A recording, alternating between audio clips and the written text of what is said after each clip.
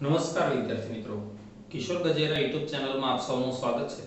જો તમે ધોરણ 11-12, બીકોમ, એમકોમ, સીએ, સીએસ વગેરે જેવા કોર્સમાં છો, તમારે ઇંગ્લિશ મીડિયમ કે ગુજરાતી મીડિયમના અકાઉન્ટના ચેપ્ટરની જરૂરિયાત છે, તો આ ચેનલને ચોક્કસથી સબસ્ક્રાઇબ કરો, કારણ કે આની અંદર આપણે ગુજરાતની તમામ યુનિવર્સિટીના બધા ચેપ્ટર ગુજરાતી અને ઇંગ્લિશ મીડિયમમાં મૂકીએ છીએ.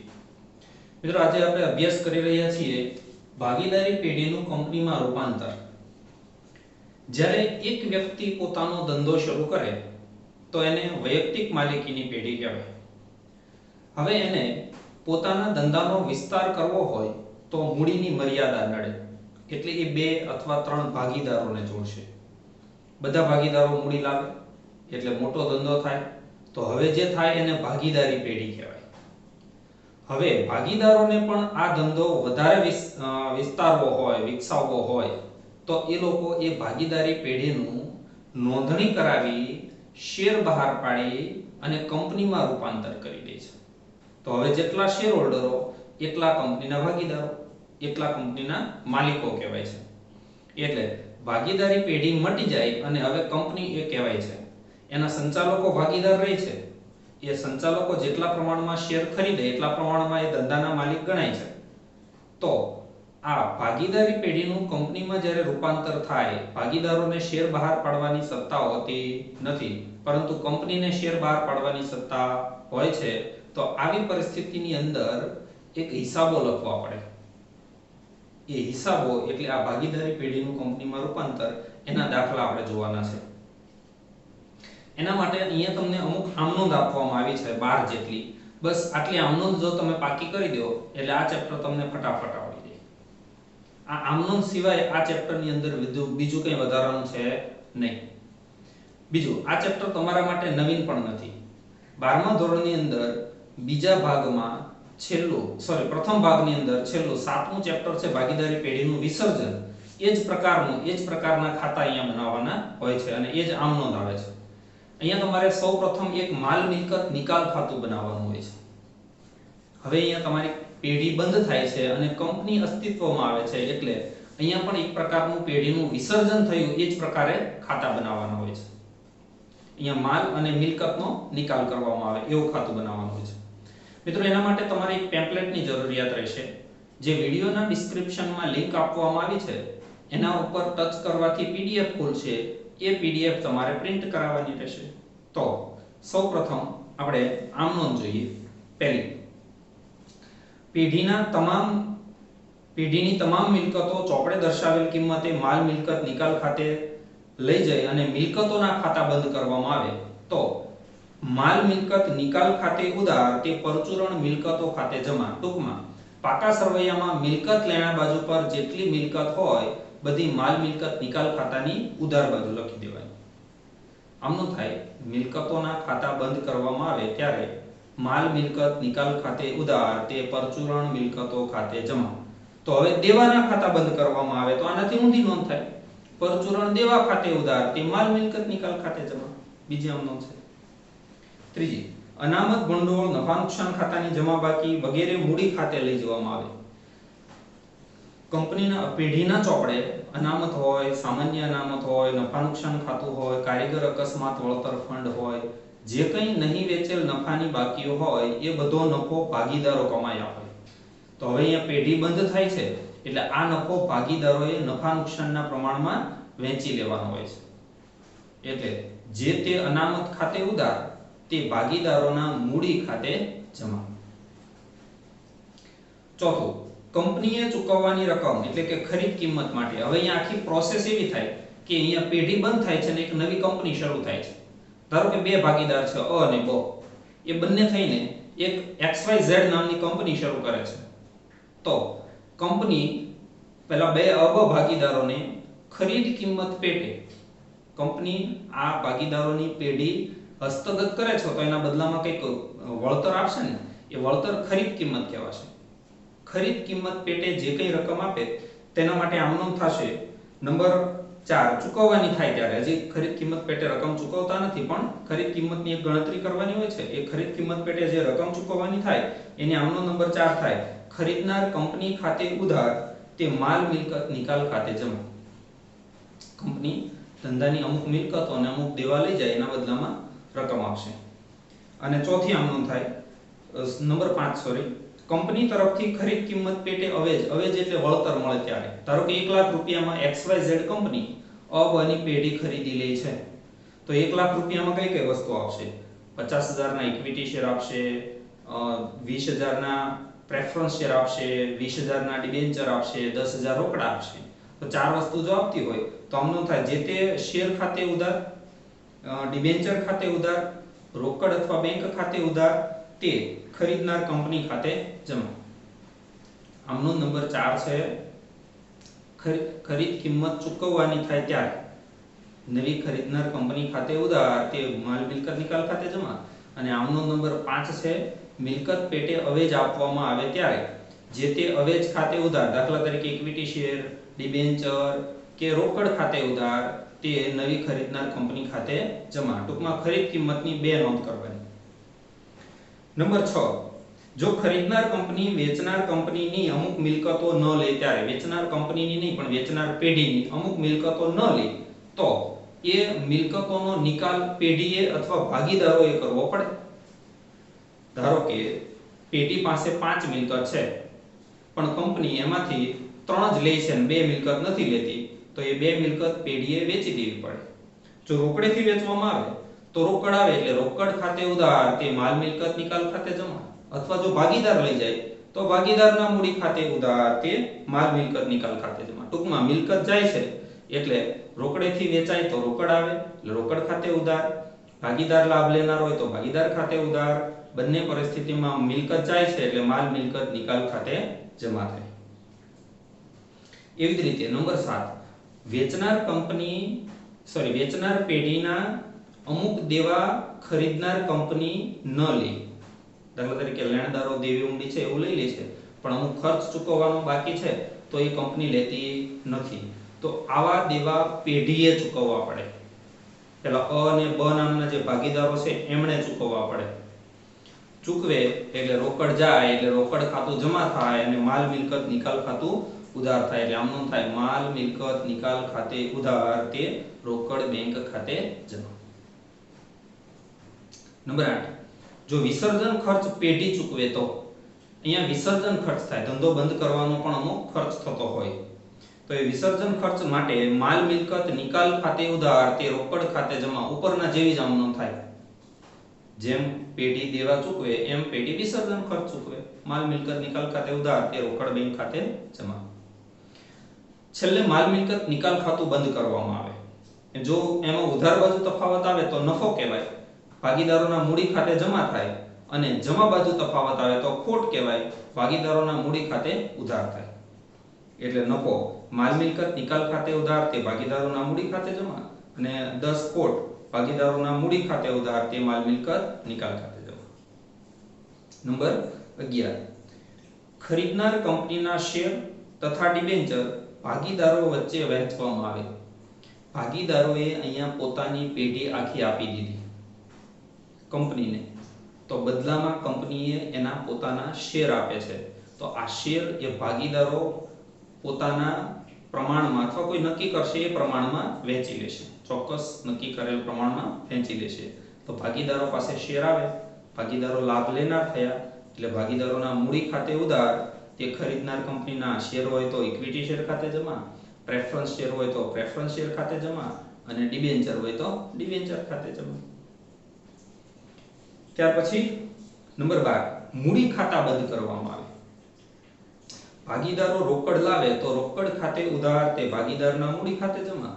અને ભાગીદારો રોકડ લઈ જાય તો આના કરતા ઊંધું, ભાગીદારોના મૂડી ખાતે ઉધાર, તે રોકડ ખાતે જમા. ટૂંકમાં મૂડી ખાતા બંધ કરી તફાવત લઈ જવાનો રોકડ ખાતે. આ બધી જ આમનો એક વખત ફરીથી સમજી લો. પહેલું, મિલકતોના ખાતા બંધ કરવામાં આવે. માલ મિલકત નિકાલ ખાતે ઉધાર, તે પરચુરણ મિલકતો ખાતે જમા. બીજું, દેવાના ખાતા બંધ કરવામાં આવે. પરચુરણ દેવા ખાતે ઉધાર, તે માલ મિલકત નિકાલ ખાતે જમા. ત્રીજું, અનામત ભંડોળ નફા નુકસાન ખાતાની બાકીઓ વહેંચવામાં આવે. તો અનામત ભંડોળ, નફા નુકસાન ખાતું, કારીગર અકસ્માત વળતર ફંડ વગેરે ખાતે ઉધાર તે ભાગીદારોના મૂડી ખાતે જમા. ચોથું, ખરીદ કિંમત ચૂકવવાની થાય ત્યારે નવી કંપની ખાતે ઉધાર તે માલ મિલકત નિકાલ ખાતે જમા. પાંચમી, ખરીદ કિંમતની ચૂકવણી કરવામાં આવે ત્યારે તો ચૂકવણી પેટે જે અવેજ આપવામાં આવે એ અવેજ ખાતે, દાખલા તરીકે equity share, preference share, debenture કે રોકડ ખાતે ઉધાર તે નવી ખરીદનાર કંપની ખાતે જમા. નંબર 6 એમાં પહેલું, જો ખરીદનાર કંપની વેચનાર પેઢીના અમુક દેવા ન લે તો નંબર 1 આવું દેવું રોકડેથી વેચવા અમુક મિલકત ન લે તો આવી મિલકત રોકડેથી વેચવામાં આવે તો રોકડ ખાતે ઉધાર તે માલ મિલકત નિકાલ ખાતે જમા. જો આવી મિલકત ભાગીદાર લઈ જાય તો ભાગીદારના મૂડી ખાતે ઉધાર તે માલ મિલકત નિકાલ ખાતે જમા. નંબર 7 જો ખરીદનાર કંપની વેચનાર પેઢીનું અમુક દેવું ન લે તો આવું દેવું પેઢીએ ચૂકવવું પડે તો માલ મિલકત નિકાલ ખાતે ઉધાર તે રોકડ અથવા બેંક ખાતે જમા. નંબર 8 વિસર્જન ખર્ચ પેઢી ચૂકવે તો આમ નોંધ થાય પાછી એ જ માલ મિલકત નિકાલ ખાતે ઉધાર તે રોકડ ખાતે જમા. નફો થાય તો માલ મિલકત નિકાલ ખાતે ઉધાર તે ભાગીદારોના મૂડી ખાતે જમા. ખોટ થાય તો ભાગીદારોના મૂડી ખાતે ઉધાર તે માલ મિલકત નિકાલ ખાતે જમા.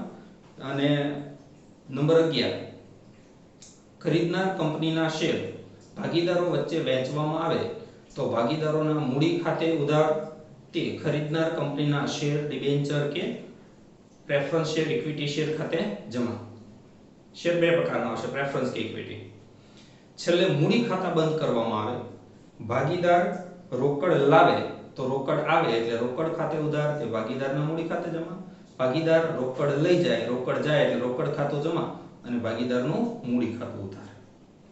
આ જ ક્રમની અંદર તમારે આમ નોંધની ખતવણી કરવાની એટલે દાખલો પૂરો. તમને દાખલો ગણવાનો ઉપયોગી ક્રમ આપ્યો છે. આ ક્રમની અંદર આ વાત કરી છે, આમ નોંધ જ કીધી છે. આ ઉપયોગી ક્રમ તમારે એક વખત ખાસ વાંચવો. આપણે અત્યારે વાંચતા નથી, આપણે અત્યારે શરૂ કરીએ છીએ દાખલા નંબર 1. એ જે ક્રમ છે ને એ ક્રમ પ્રમાણે જ આપણે દાખલો ગણીશું. દર વખતે એ ક્રમને અનુસરવાનો રહેશે. અત્યારે તમે દાખલા નંબર 1 જુઓ. દાખલા નંબર 1 ની અંદર માત્ર ને માત્ર ખરીદ કિંમત શોધવાની છે. નવી કંપની જૂની પેઢીને હસ્તગત કરે છે તો એના બદલામાં જે વળતર આપે એ વળતરને ખરીદ કિંમત કહેવાય. આવી ખરીદ કિંમત શોધવાની બે પદ્ધતિ છે. એક ચોખ્ખી મિલકત પદ્ધતિ, બીજી અવેજ પદ્ધતિ. ચોખ્ખી મિલકતનો ઉપયોગ ક્યારે થાય, અવેજનો ઉપયોગ ક્યારે થાય એ આપણે જ્યારે દાખલા ગણશું ત્યારે સાથે સમજતા જશું. અત્યારે નંબર 1 સમજો. સરખા ભાગે નફો નુકસાન વહેંચતા ભાગીદારો અ અને બ નું પાકો સરવૈયા નીચે મુજબ છે. એમાં મિલકત બાજુ ચાલુ ખાતું બ આ મિલકત નથી, બની ઉધાર બાકી છે. પાઘડી, પેટન્ટ આ બંને અદ્રશ્ય મિલકત છે. નફા નુકસાન ખાતું ઉધાર એટલે આ ખોટ છે. જાહેરાત ઉપલબ્ધ ખાતું આ અવાસ્તવિક મિલકત છે. આમાંથી કોઈ પણ એક પણ રૂપિયો ઉપજે નહીં. જો તમે પેઢીને વેચવા જાઓ તો આમાંથી કંઈ પણ મળે નહીં. હવે આ કામની વસ્તુ દેવાદારો માઈનસ ગાલખાદ અનામત, જીવન વીમા પોલિસી, ભાગીદારો હોય એને વીમો ઉતરાવ્યો હોય, ફર્નિચર, યંત્રો, રોકાણો, મોટરકાર અને સ્ટોક આ બધી મિલકતો છે. આ મિલકતો નવી કંપની લઈ લેશે શરતો મુજબ. દેવા બાજુ જુઓ તો મૂડી છે અ અને બ અને ચાલુ ખાતું છે. આ કોઈ મૂળ દેવું નથી. હવે અનામત, કામદાર અકસ્માત વળતર ફંડ, રોકાણ વધઘટ ફંડ આ ત્રણ વસ્તુ એ અનામત છે. નહીં વેચેલ નફાની બાકીઓ છે. આ વસ્તુ વેચવાની અથવા ચૂકવવાની હોતી નથી. ત્યાર પછી યંત્રોનું ઘસારા ફંડ અને ફર્નિચરનું ઘસારા ફંડ આ બંને મિલકત સામે કરેલ જોગવાઈ છે. આ પણ ચૂકવવાની હોતી નથી. હવે છે શ્રીમતી અની લોન એટલે અની પત્નીની લોન. આ દેવું કહેવાય, આને ચૂકવવા પડે પાછા.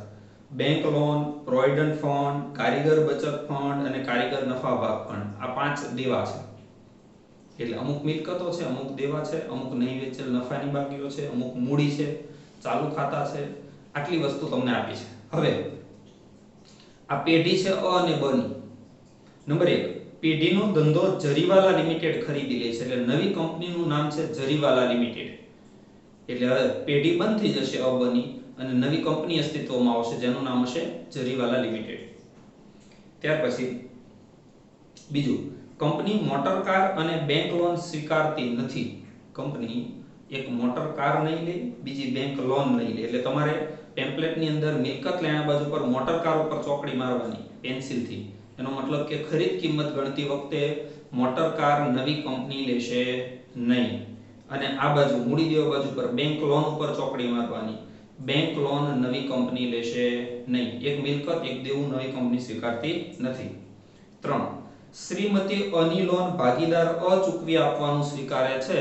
એનો મતલબ એવો થાય કે શ્રીમતી અની લોન પણ નવી કંપની લેતી નથી. એટલે મૂડી દેવા બાજુ પર શ્રીમતી અની લોનનું એક દેવું છે એમાં ચોકડી મારો. એ પણ ચૂકવવાની રહેશે નહીં અથવા નવી કંપની લેશે નહીં. 4, મિલકતોની કિંમત નીચે મુજબ આપવામાં આવે છે. આ કિંમતે નવી કંપની મિલકત લેશે. પેટન્ટ 5000, રોકાણો 10000, ફર્નિચર 15000 અને દેવાદારો રૂપિયા 2000 ગાલખાદ અનામતને આધીન છે. એટલે દેવાદારોમાંથી 2000 ગાલખાદ અનામત બાદ કરી અને બાકીની જ રકમ એ લેશે.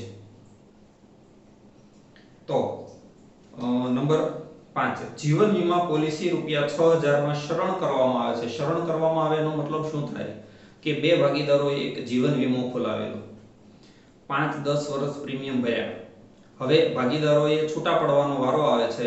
એ ભાગીદારી પેઢી કંપનીને વેચી દેવામાં આવે છે. તો એ ભાગીદારોએ પોલિસી કંપનીને રિટર્ન કરી દેશે કે ભાઈ હવે અમારે આગળ વીમો ચલાવવો નથી. તો અત્યાર સુધી જે પ્રીમિયમ ભર્યા હોય એના બદલામાં વીમા કંપની એને એક રકમ આપશે, એને કહેવાશે શરણ કરી. એનો મતલબ એવો થાય કે આ વીમા પોલિસી પણ નવી કંપની લેતી નથી. એટલે વીમા પોલિસીમાં પણ ચોકડી મારજો. નંબર 6, ખરીદ કિંમત પેટે કંપની રૂપિયા 50000 ના શેર, એક વસ્તુ, 20000 ના ડિબેન્ચર, બીજી વસ્તુ, અને બાકીની રોકડ આપે છે. આની નીચે અંડરલાઈન કરો, બાકીની રોકડ. જો મિત્રો, જ્યારે તમને દાખલાની અંદર બધા જ અવેજ આપી દીધા હોય, એમ કીધું તમને કે 50000 ના શેર, 20000 ના ડિબેન્ચર અને 10000 રોકડ, તો આપણે સરવાળો કરીને એમ કહે કે 80000 ખરીદ કિંમત થઈ. પણ અહીંયા તમને એક શબ્દ નથી આપ્યો, બાકીની રકમ. જે કંઈ ખરીદ કિંમત આવે એમાંથી 50000 ના શેર, 20000 ના ડિબેન્ચર અને બાકીની રકમ રોકડમાં. તો આ પદ્ધતિની અંદર તમારે ચોખ્ખી મિલકતો શોધવી પડે. ચોખ્ખી મિલકતો એટલે નવી કંપની જે મિલકત લઈ ગઈ છે એમાંથી નવી કંપની જેટલા દેવા લઈ ગઈ છે એ બાદ કરી દેવાના. માનો તમે કોઈ કંપનીની લાખ રૂપિયાની મિલકત લીધી, સામે એના 20000 ના દેવા પણ સ્વીકાર્યા.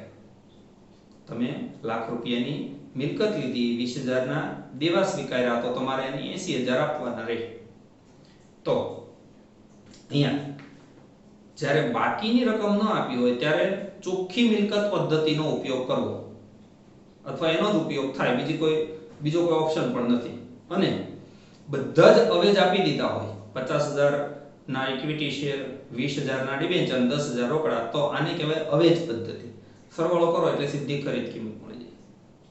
ફરી વખત મિત્રો, જ્યારે પણ બધી જ રકમ આપી દીધી હોય તો એને અવેજ પદ્ધતિ કહેવાય. જ્યારે આવી એક રકમ ન આપી હોય, દાખલા તરીકે અહીંયા રોકડ નથી આપી, તો અહીંયા ચોખ્ખી મિલકત પદ્ધતિએ તમારે ખરીદ કિંમત ગણવી પડે. સૌપ્રથમ ચોખ્ખી મિલકતો શોધવી. એનું આ સૂત્ર છે કે ચોખ્ખી મિલકતો બરાબર લીધેલ મિલકતો માઈનસ લીધેલ દેવા. નવી કંપની જે કિંમતે નવી પેઢીના દેવા લઈ લે અને મિલકતો લઈ લે, એને અહીંયા સરવાળો કરી અને બંનેમાંથી તફાવત જે આવે એ ખરીદ કિંમત કહેવાય. ખરીદ કિંમતની ગણતરી કરો. માત્ર ખરીદ કિંમત શોધવાની છે. જેટલો દાખલાનો સવાલ છે એટલો જવાબ નથી. જોજો, સૌપ્રથમ આપણે જોઈએ તો તમને 5 નંબરમાં કીધું છે, સોરી 4 નંબરમાં કે પેટન્ટ 5000 માં લેશે. એટલે લીધેલ મિલકતમાં એક લખવાનું પેટન્ટ 5000. રોકાણો 10000 માં લેશે. એટલે રોકાણો લીધેલ મિલકત છે 10000. પછી કહે છે ફર્નિચર 15000 માં લેશે. જોજો, ફર્નિચર અથવા કોઈ પણ મિલકતની નવી કિંમત આપી હોય તો એનું ઘસારા ફંડ બાદ નથી કરવાનું. તમને સામે ફર્નિચરનું ઘસારા ફંડ આપ્યું છે પણ અહીંયા નવી કિંમત આપી દીધી 15000, એટલે ઘસારા ફંડ બાદ થશે નહીં. પછી કહે છે દેવાદારો 2000 કાલખાદ અનામતને આધીન. હવે તમે જુઓ દેવાદારો તમને 11000 આપ્યા છે ગાલખાદ અનામત પહેલા, એમાંથી 2000 બાદ કરવાના અને બાકીના 9000 ના દેવાદારો લેશે અથવા દેવાદારો 9000 માં લેશે. હવે આ સિવાય તમે મિલકત જુઓ તો ચાલુ ખાતું બ એ મિલકત નથી, બાકીની મિલકત ચોપડે કિંમતે લઈ લેવાય. પાઘડી એ અદ્રશ્ય મિલકત છે, નહીં લે. પેટન્ટ નવી કિંમત આવી. નફા નુકસાન ખાતું ઉધાર મિલકત નથી. જાહેરાત ઉપલબ્ધ ખાતું અવાસ્તવિક મિલકત છે જે વાસ્તવમાં હોતી નથી, એનું કઈ ઉપજે નહીં, એટલે એ પણ લેશે નહીં. આ નિયમ છે, બધા યાદ રાખજો. દેવાદારો લઈ લીધા, જીવન વીમા પોલિસી શરણ કરાવી દીધી, ફર્નિચર લઈ લીધું, યંત્રોનું કઈ નથી કીધું એટલે યંત્રો ચોપડે કિંમતે લેશે. પણ અહીંયા એક ખાસ ધ્યાન એ રાખવું પડે કે 50000 ના યંત્રો છે એની ચોપડે કિંમત 42000 કહેવાય, કારણ કે સામે તમને યંત્રોનું ઘસારા ફંડ 8000 આપ્યું છે, એટલે -8000 બાદ કરતા યંત્રો 42000 ની કિંમતે લેશે. જેની ચોપડે કિંમત લેવાની હોય એનું ઘસારા ફંડ બાદ કરવું. ફર્નિચરની નવી કિંમત આપી હતી એટલે આનું ઘસારા ફંડ બાદ કર્યું નથી. યંત્રો આવી ગયા, રોકાણો આવી ગયા, મોટર કાર નવી કંપની લેતી નથી, તમે ચોપડી મારી છે. અને સ્ટોક કાઈ નથી કીધું એટલે 14000 માં લેશે, એટલે કે સ્ટોક 14000. આટલી કહેવાય લીધેલ મિલકતો. આનો સરવાળો આવશે 95000. તમે પણ સાથે સરવાળો કરી શકો. કોઈ ગણતરીમાં ભૂલ લાગે તો મને કોમેન્ટ બોક્સમાં જણાવી શકો. સામે દેવા જોઈએ તો અ બ ની મૂડી છે, અનું ચાલુ ખાતું છે, અનામત, કામદાર અકસ્માત અને રોકાણ વધઘટ ફંડ, આ બધી મૂડી અને નહીં વેચેલ નફાની બાકી છે, આમાંથી એક પણ દેવું નથી. પછી યંત્રોનું ફર્નિચરનું ઘસારા ફંડ એ પણ દેવું નથી. શ્રીમતી અની લોન અચૂકવે છે એટલે નવી કંપની લેતી નથી. બેંક લોન પણ નવી કંપની લેતી નથી, તમે ચોકડી મારી છે. હવે આ ત્રણ દેવા નવી કંપની લેશે. એક પ્રોવિડન્ટ ફંડ 4000, કારીગર બચત ફંડ 5000 અને કારીગર નફા ભાગ ફંડ 1000. આનો સરવાળો 10000 થાય, એટલે 95000 ની મિલકત નવી કંપનીએ લીધી, 10000 ના સામે દેવા પણ લીધા, તો આનો જે તફાવત આવે એને કહેવાય ખરીદ કિંમત, એટલે 85000. તો 85000 પેટે ત્રણ વસ્તુ આપશે. એક શેર 50000 ના, બીજા ડિબેન્ચર 20000 ના, અને બાકીની રોકડ જો તમને માત્ર આ એક રકમ આપી દીધી હોત ને તો તમારે આ કોઈ ગણતરી કરવી પડે નહીં. માત્ર ત્રણનો સરવાળો કરો એટલે કહી દો 85000 ખરીદ કિંમત કહેવાય. તો 85000 માંથી 50 અને 20, 50 ને 20 70 બાદ કરો એટલે 15000 આવે. આ 15000 માટે આ બધી ગણતરી કરવી પડે. આને કહેવાય ખરીદ